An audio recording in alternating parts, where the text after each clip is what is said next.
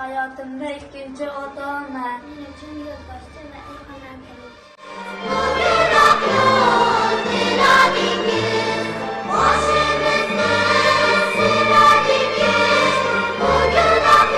Meni ilhomlantirgan inson ustozim. Men uchun eng katta ilhom ustozimning sahnadagi mahorat. Ustozimga qarab katta orzu qilaman.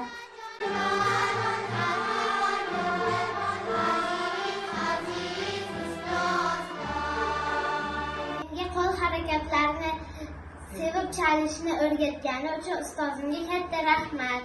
Sabr va mehnat orqali yutuqqa erishishni o'rgatgani uchun minnatdorman. Menga sahnada o'zimga ishonishni o'rgatgani uchun ustozimga rahmat aytaman.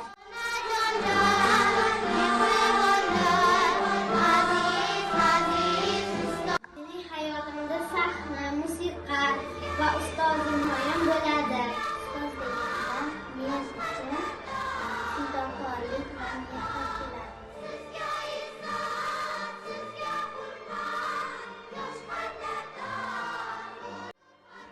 Ishonchingizni oqlashga va'da beraman. Sizdan doim qarz